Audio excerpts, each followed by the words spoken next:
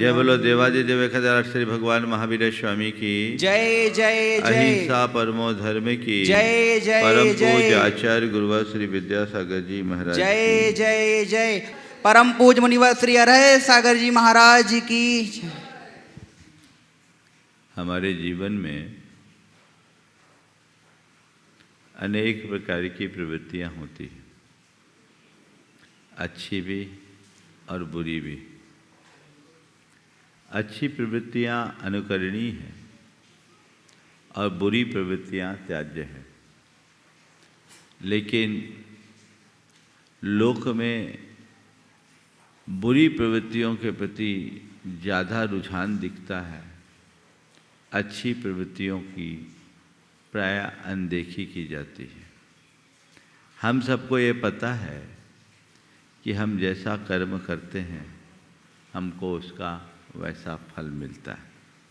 अगर कोई आम बोता है तो आम फलता है और बबूल बोता है तो बबूल। लेकिन इसके बावजूद यदि कोई व्यक्ति बबूल बोकर आम फलने की कामना करे तो उसके लिए हम क्या कहेंगे? उसे हम क्या कहेंगे? बबूल बोया है, रात दिन उसे सींच रहा है, खाद पानी देकर उसे बढ़ाने की कोशिश कर रहा है और इस धारणा के साथ कर रहा है कि इस पेड़ में बहुत जल्दी आम फलेंगे। क्या कहोगे ऐसे व्यक्ति को? क्या बोलोगे? बोलो तो। हाँ, मूर्ख न?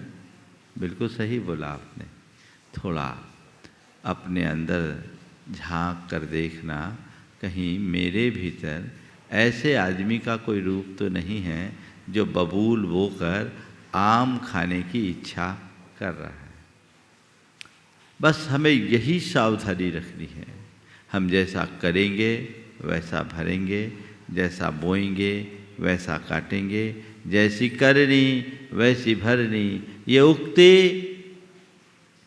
बहुत पुरानी है और इस उक्ति पर श्रद्धान करते हुए व्यक्ति को चाहिए कि वह अपने जीवन में उसी तरह का कार्य करे जो उसके द्वारा करनी है। ऐसा कार्य या ऐसी प्रवृत्ति कभी न करे जो अकरणी है।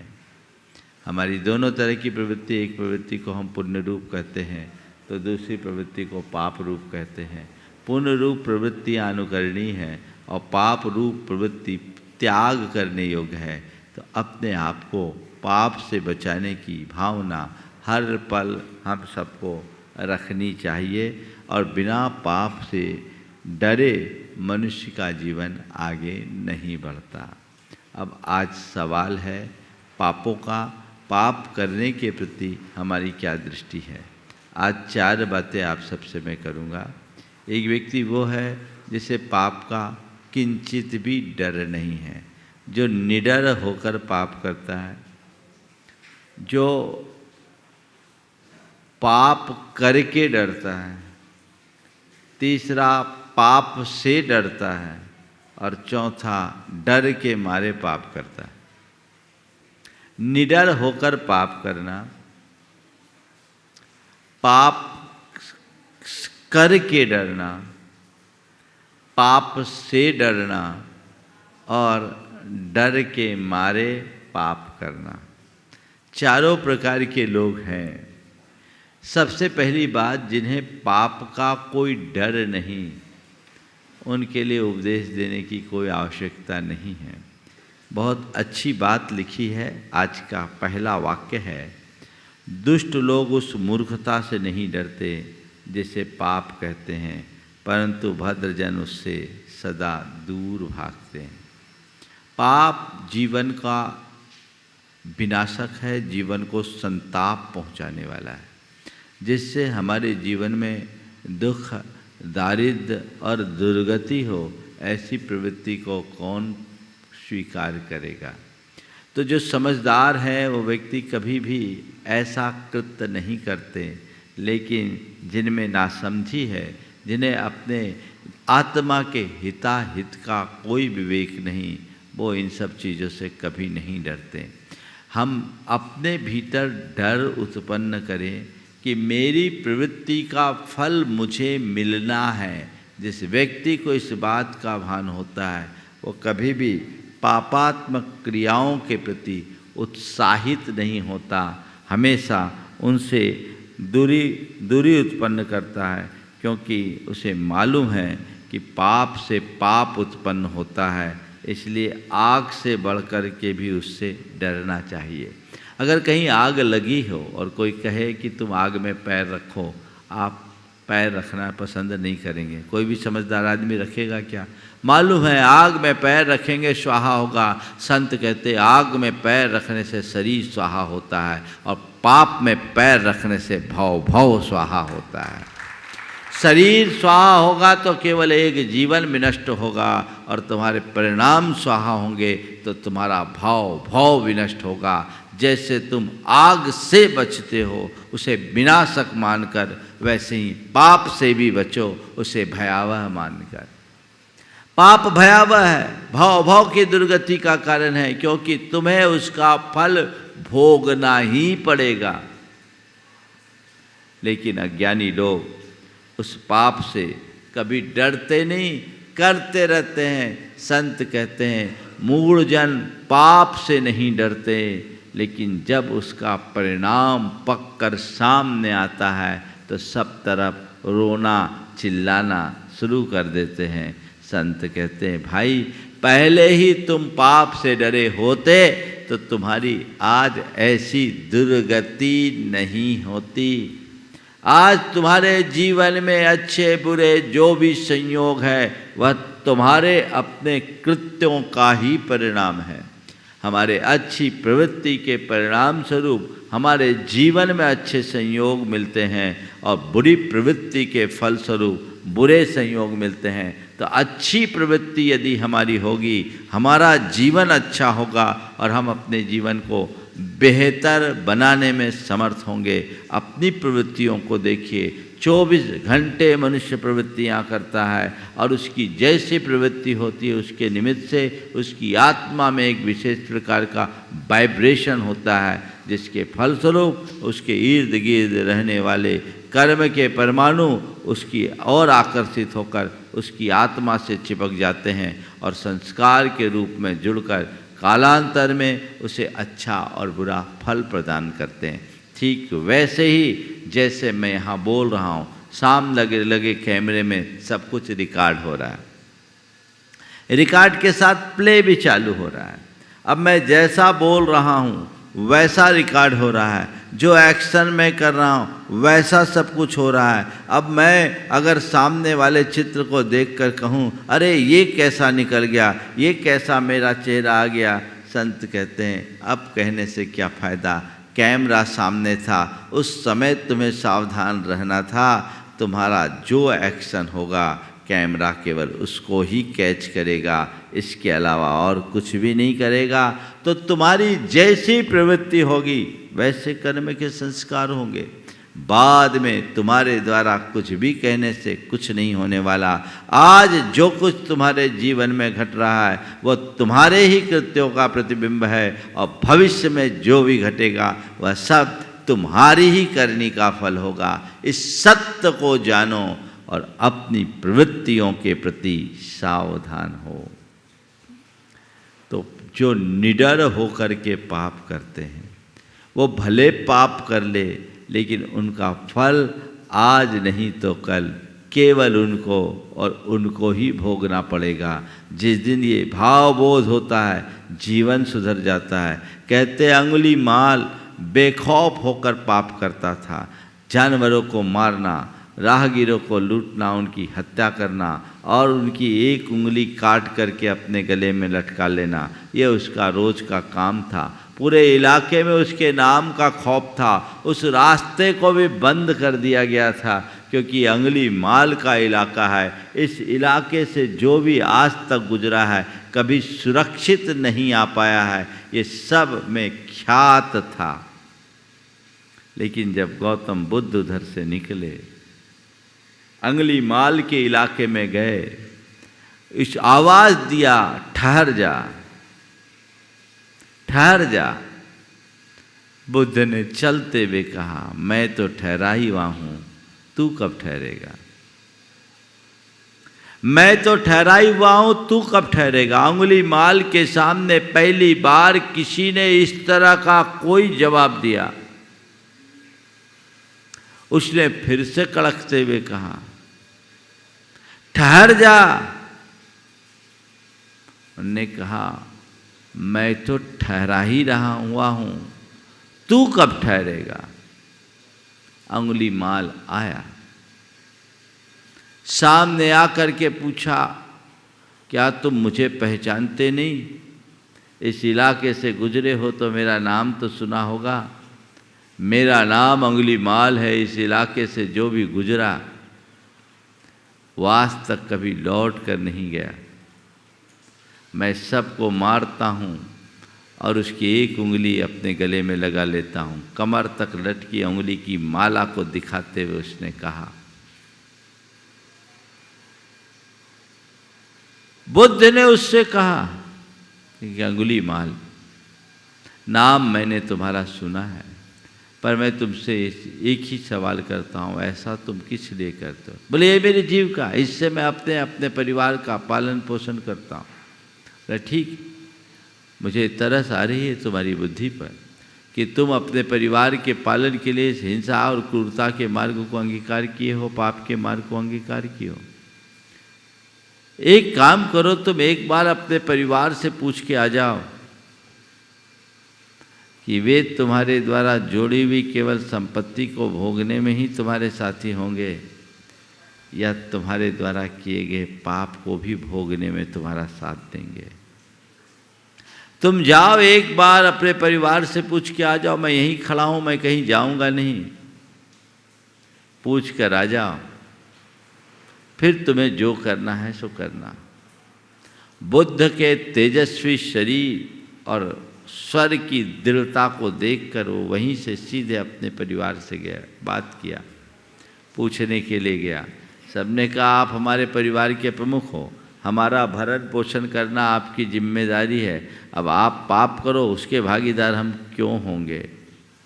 अंगुलीमाल लौट कर आया और अब उसका स्वर बदल चुका था। उसने कहा, स्वामी, आपने बिल्कुल ठीक कहा। मेरे परिवार के लोग कहते हैं हम आपकी संपत्ति को भोगने के लिए तैयार हैं, आपके पापों को नहीं।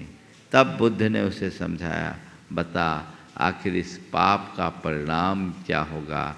अभी तक लोग तुझसे डरते हैं, पर तुझे अपने पापों से डरना चाहिए। कहते अंगुलीमाल थर थर काँपने लगा, गले से अंगुली की माल उठा के फेंक दिया और बुद्ध के चरणों में समर्पित हो गया। कहा, आज मुझे जीवन की वास्तविकता का पता लग गया। आज मेरे भीतर डर पैदा हो गया, वो पाप का डर है, और जिसके हृदय में पाप का डर होता है उसका जीवन सुधर जाता है। पाप से डरे बिना जीवन सुधर नहीं सकता। बिना पाप भीति के धार्मिकता का आविर्भाव हो ही नहीं सकता। इसलिए अपने आप में ये भाव जगना चाहिए कि मैं पाप से डरूं। निडर होकर, बेखौफ होकर आज तुम पाप करोगे, कल तुम्हें दुर्गति का पात्र बनना पड़ेगा। भावी दुर्गति जो होगी परभों में तो होगी ही होगी।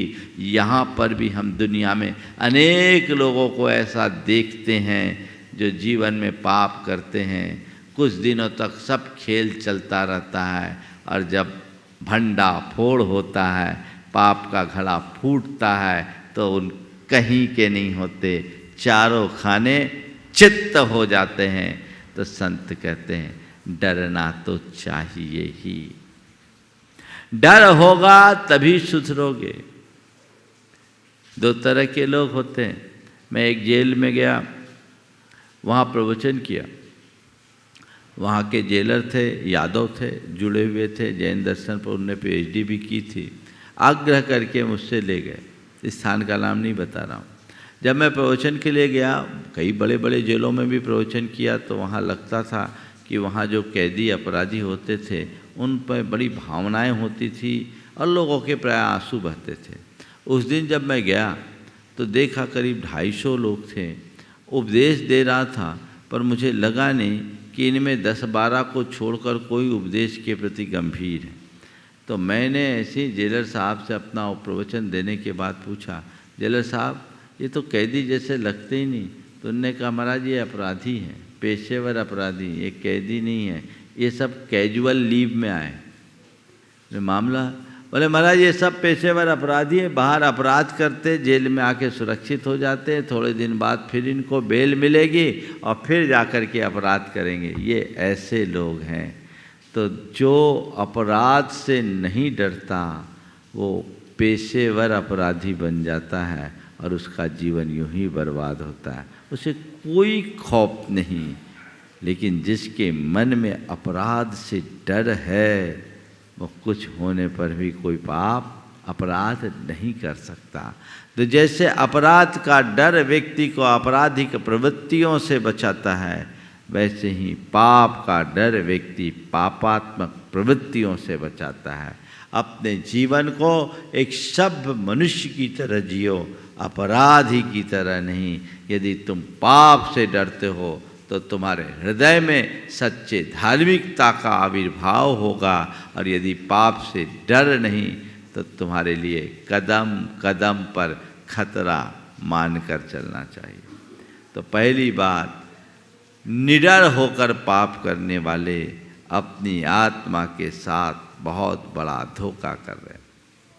दूसरे लोग वो हैं जो पाप करके डरते हैं। पाप कर लिया, अरे अब भंडा फोड़ ना हो जाए, औरों को पता ना मिल जाए, मुझे दंडित ना होना पड़े, मुझे लज्जित ना होना पड़े, मेरी प्रतिष्ठा ना धूमिल हो जाए। ऐसे लोग भी बहुत तनाव में रहेंगे। अरे ये तो पहले सोचना था, पाप किया है तो परिणाम तो तुमको मिलेगा ही मिलेगा। अब पाप करके डरने से क्या, पाप करने से डरते तो पाप ही नहीं होता। पाप करके डरने वाले लोग बहुत मिल जाएंगे, इधर उधर जाएंगे, फिर भगवान से प्रार्थना करेंगे, हे भगवान मुझे माफ़ कर दो, मुझे मुक्त कर दो, मुझे बचा लो। अरे भगवान का इतना ख्याल था तो तू पाप किया क्यों? ऐसे लोगों को भगवान भी माफ़ नहीं करते, क्योंकि उनको पता है ऐसे अपराधियों को प्रश्रय देने से इस धरती में अराजकता ही बढ़ेगी और कुछ नहीं होगा। पाप किया है तो उसका फल भुगतने के लिए तैयार रहो। पाप करके डरने में सिवाय तनाव और अशांति के तुम्हें कुछ नहीं मिलेगा। तो महाराज अच्छा फिर पाप करके भी न डरे, निडर होकर पाप करें तो सड़ोगे नरकों में और अपने वर्तमान जीवन को भी नरक बना लोगे। अगर पहली बात पाप करो मत, और पाप कर लिया तो डरो नहीं, पश्चाताप करो। पाप से घृणा करो, दोबारा न करने के लिए संकल्पित हो जाओ। ये सुनिश्चित करो कि अब जो पाप हुआ सो हुआ, अब इसकी पुनरावृत्ति नहीं करूंगा। यदि ये परिवर्तन जीवन में आ गया तो समझ लेना तुम्हारे अंदर सुधार की शुरुआत हो गई है। पाप करो मत, और पाप हो जाए तो पश्चाताप करो, पीछे मत रहो। डरो मत, पश्चाताप करो। डरने में तनाव है और पश्चाताप प्रायश्चित में तपस्या। आप तपस्या करो, पश्चाताप करो, पुनरावृत्ति न करने का संकल्प लेकर जीवन को बदलने के लिए तत्पर हो जाओ। सीख लो। जैसे कोई व्यक्ति एक गलती करता है और गलती करके घबराता है, वो बार बार गलतियां करता रहता है, और दूसरा व्यक्ति गलती करता है, गलती को से सीख लेता है और उसे सुधारता है, आगे बढ़ जाता है। किसको अच्छा मानोगे, पहले वाले को या बाद वाले को? पाप करो, पाप करके घबराओ और दोबारा और पाप कर डालो तो तुम और पतन के रास्ते में जाओगे।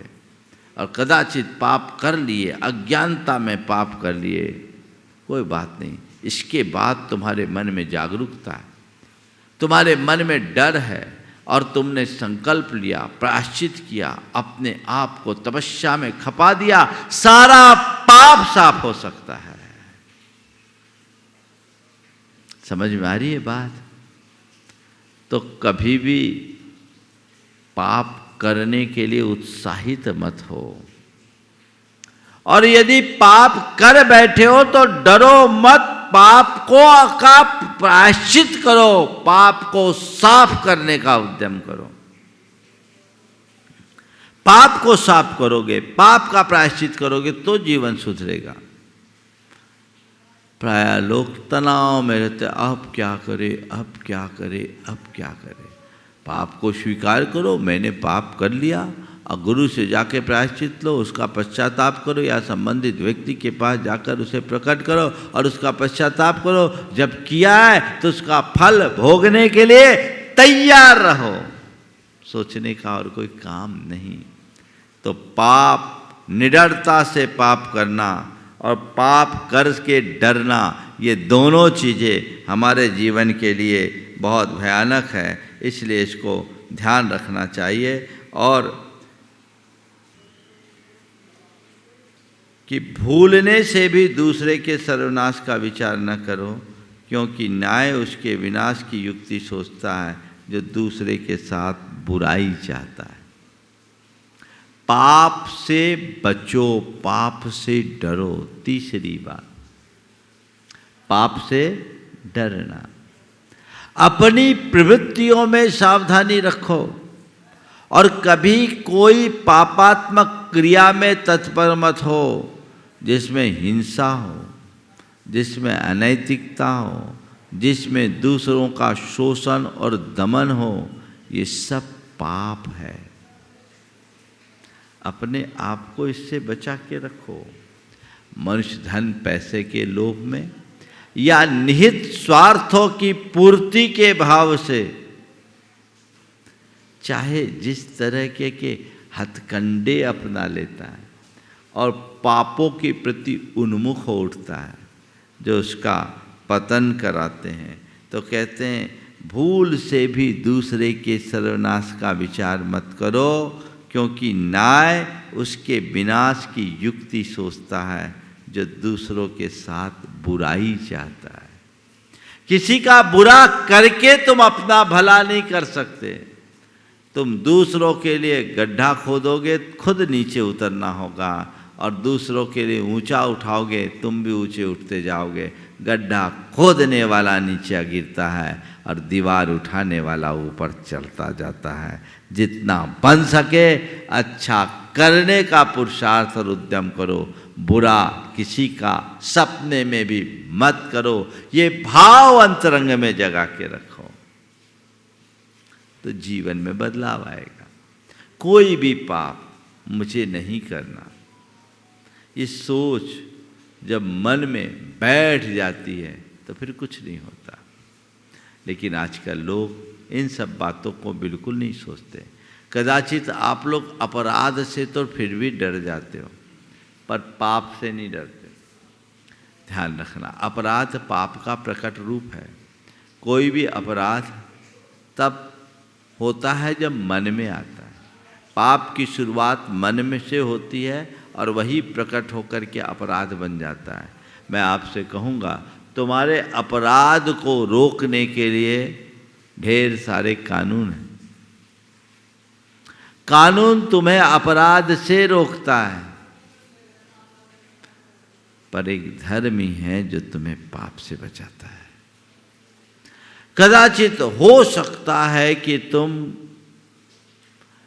कानून का फायदा उठाकर अपराध करके भी बच जाओ,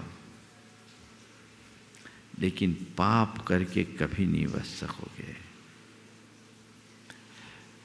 कानून साक्ष्य के आधार पर चलता है, और ऐसा कहा जाता है कि 1000 अपराधी छूट जाए चले, लेकिन एक निरपराधी को सजा नहीं मिलनी चाहिए। ये कानून की व्यवस्था है, और कई लोग इसका फायदा भी उठा लेते हैं। पर संत कहते हैं तुम्हारे कानून में ये सब चल सकता है, पर कुदरत के कानून में ऐसा कुछ नहीं चलता। वहाँ तो जो तुम करोगे वही भरना पड़ेगा, उसमें राय रत्ती का भी अंतर नहीं होता। ना भुक्तम क्षीयते कर्म, बिना भोगे कर्म नष्ट नहीं होता, बदलाव आना चाहिए। आज से लगभग 22-23 साल पुरानी बात, 1999 की बात। हमारा चातुर्मास भोजपुर में चल रहा था।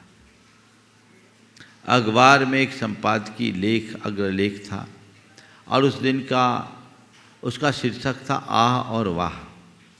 आह और वाह। दो घटनाएं एक साथ घटी थी जो उस दिन के मुँह सुर्खियों में थी।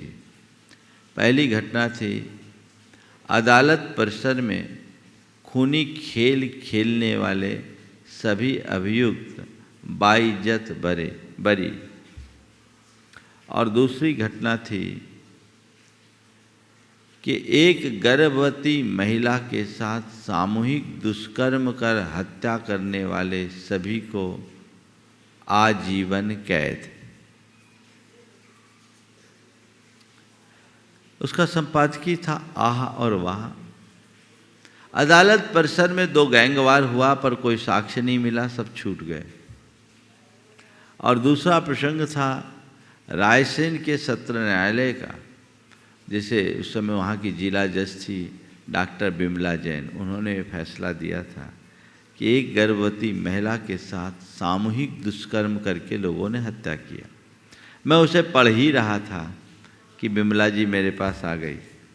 उन्होंने कहा महाराज कल मैंने फैसला लिखा और मन थोड़ा विचलित हुआ, तो मैं सोचा 3 दिन की छुट्टी लेके आपके चरणों में रहूँगी, यहीं आपके सानिध्य का लाभ लूँगी, आहार दान दूँगी। वो वहाँ आ गए। टिप्पणी थी आह और वाह। बिमला जी ने कहा महाराज मेरे ऊपर इतने प्रकार का प्रलोभन और दबाव आया, पर मैं टस से मस नहीं हुई। जिस तरह का कृत्य उनने किया मेरे मन में आए नहीं कि इनको कोई लाभ दिया जाए। ये तो मैं जैन थी इसलिए इन्हें आजीवन कारावास दिया, अन्यथा इनने जो कृत्य किया वो तो फांसी जैसा था। ये एक व्यवस्था है, कानून की एक सीमा है। यहाँ व्यक्ति अपराध करके बच भी सकता है जैसा कि देखने में आता है, लेकिन कुदरत के कानून में कोई बचाव नहीं। वहाँ तुम्हारी कोई दलील नहीं चलने वाली। इसलिए पाप से डरो। कोई भी कार्य करो तो उससे पूर्व सोचो मैं ये जो कर रहा हूं इसका परिणाम क्या होगा। हमारे यहाँ नीति तो कहती कि शत्रु को भी कभी हानि पहुंचाने का भाव मत करो, बुराई से डरोगे तो बहुत अच्छा होगा। बहुत अच्छा वाक्य है।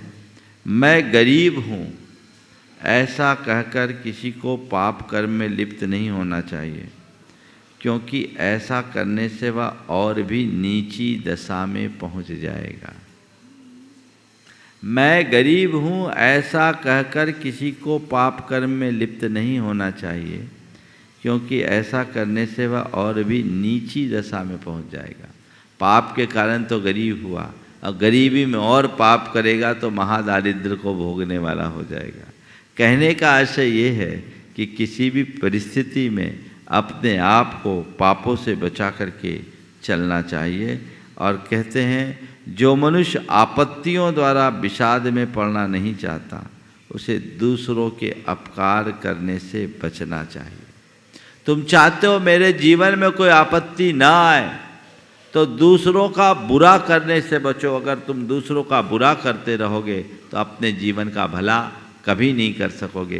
तो अपने जीवनोद्धार की बात सोचते हो तो जीवन को आगे बढ़ाने का प्रयास करना चाहिए और अपने आप को बढ़ा करके आगे चलना चाहिए। जो दूसरे प्रकार के सब शत्रुओं से बचने का उपाय हो सकता है, पर पाप कर्मों का कभी विनाश नहीं होता। वे पापी का पीछा करके उसको नष्ट किए बिना नहीं छोड़ते। यानी मेरा सबसे बड़ा शत्रु यदि कोई है तो पाप है। कहते पाप मनुष्य की परछाई की भांति उसका पीछा करता है। इसलिए पाप से डरो, बचो। और डर के मारे पाप करो, ये चौथी बात। डर के मारे पाप करना, कई लोगों के जीवन में ऐसा होता है। कुछ पाप ऐसे होते हैं जो व्यक्ति अपने रोज़मर्रा की ज़िंदगी में करता है, उसके बिना रह नहीं सकता। आपकी घर गृहस्थी में जो रूटीन में पाप होते हैं, इस पाप से बचने के लिए क्या करो? मन में एक भाव जगाओ कि इस पाप का फल मुझे मिलेगा। हे बुद्धि से उनका आश्रय लो। डर के मारे पाप करो, यानी डरते हुए पाप करो। उसे उपादेय मत मानो, उसके प्रति उतनी प्रगाढ़ता से रुचि मत रखो। यदि ऐसा करोगे तब आप पाप के बंधन से बच सकोगे। एक व्यक्ति है जो रुचिपूर्वक पाप करता है, और दूसरा व्यक्ति वो है जो विवशता में पाप करता है। रुचिपूर्वक किए गए पाप से प्रगाढ़ बंधन होता है, और विवशता में किए जाने वाला पाप आपके बंधन को शिथिल बना देता है। अपने बंधन को शिथिल बनाना चाहते हो तो पाप के प्रति अपनी रुचि को मंद करो, डरते हुए करो, और किसी के डर से पाप मत करो। कोई आपको दबाव देकर, अपने प्रभाव से आपसे ज़बरदस्ती पाप कराए, हाथ जोड़ लो। क्यों? इस पाप को मुझे भुगतना पड़ेगा, मैं सपने में भी ऐसा पाप नहीं कर सकता। ये सोच कर के आप चलेंगे, सुनिश्चित तौर पर अपने जीवन को आप अच्छा बना सकते हैं। बहुत अच्छा वाक्य है, जिस प्रकार छाया मनुष्य को कभी नहीं छोड़ती, बल्कि जहाँ जहाँ वह जाता है उसके पीछे पीछे लगी रहती है, बस ठीक इसी प्रकार पाप कर्म पापी का पीछा करते हैं और अंत में उसका सर्वनाश कर देते हैं। इस बात को सदैव ध्यान रखोगे तो जीवन में कभी कुछ गलत नहीं हो सकता। अपने जीवन को आगे बढ़ाना है तो उसको हमेशा ध्यान में रख करके चलना चाहिए। यदि किसी को अपनी आत्मा से प्रेम है तो उसे पाप की ओर किंचित भी न झुकना चाहिए, तभी तुम अपने आत्मा का हित कर सकोगे। पाप से डरोगे तभी आप धर्म के क्षेत्र में आगे बढ़ सकोगे। अंतिम वाक्य बहुत महत्वपूर्ण वाक्य है, उसे आपत्तियों से सदा सुरक्षित समझो जो अनुचित कर्म करने के लिए सन्मार्ग को कभी नहीं छोड़ता, और सन्मार्ग को छोड़कर जो अनुचित कर्म करते हैं उनके जीवन में सिवाय आपत्तियों के और कुछ नहीं होता। तो सब पाप के मार्ग से बचते हुए अपने जीवन को आगे बढ़ाने के लिए सतत प्रयत्नशील रहे। इस स्वभाव के साथ आज के अपनी वाणी को यहीं पर विराम दे रहा हूँ। बोलिए परम पूज्य आचार्य गुरुवर श्री विद्यासागर जी।